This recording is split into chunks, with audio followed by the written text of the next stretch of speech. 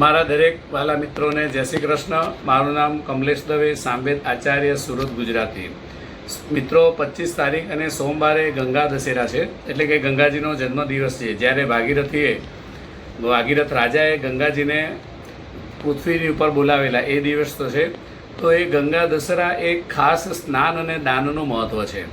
જો બની શકે તો હરિદ્વારની આસપાસમાં અથવા ગંગા કિનારે જવાનો જો મેળ પડી જતો હોય તો બહુ સરસ છે। એ દિવસે ગંગાજીમાં સ્નાન કરવાનું।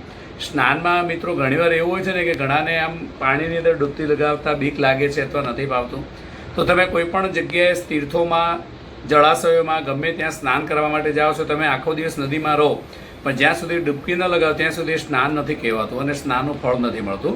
તો આપણે એ ગંગા નદીની અંદર ડૂબકી લગાવવી જોઈએ।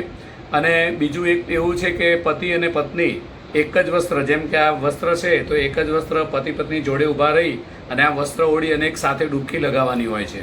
તો એવું કહેવાય છે કે એક વસ્ત્રથી સ્નાન કરવાથી પતિ પત્ની બીજા જન્મની અંદર પણ એ જ પતિ પત્ની એકબીજાને મળે છે। તો તે પણ તમે એવી રીતે સ્નાન કરી શકો છો।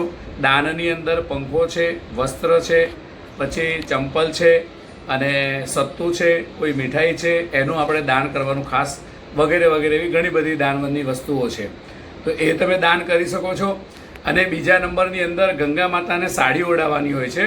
તો સાડીનો જે પાલવ હોય છે, જે આગળનો ભાગ હોય છે, જેને આપણે પલ્લુ કહી શકીએ છીએ, એ પલ્લુની અંદર પણ કંઈક સોનાની, ચાંદીની કંઈક વસ્તુ એ બાંધી અને એની સાથે ગંગાજીમાં એ સાડી ઓઢાવવાની હોય છે। તો આવી રીતે આ ગંગા દશેરાનું ખૂબ મહત્ત્વ છે। તો ગંગા દશેરામાં સ્નાન કરવાથી તન, મન અને ધન, આ ત્રણેયના પાપ એવું કહેવાય છે, આપણા પુરાણોમાં લખ્યું છે કે ધોવાઈ જાય છે। તન એટલે શરીર, મન એટલે મનથી વિચારેલા જે પાપ થયા હોય તે, અને ધનના દ્વારા કંઈક પૈસાથી આપણું પાપ થઈ ગયું હોય તો એ બધા જ પાપ ધોવાઈ જાય છે। તો બહુ સારામાં સારો અને પવિત્રમાં પવિત્ર અને હિન્દુઓની અંદર આ ખાસ તહેવાર છે જેનું નામ છે ગંગા દશેરા।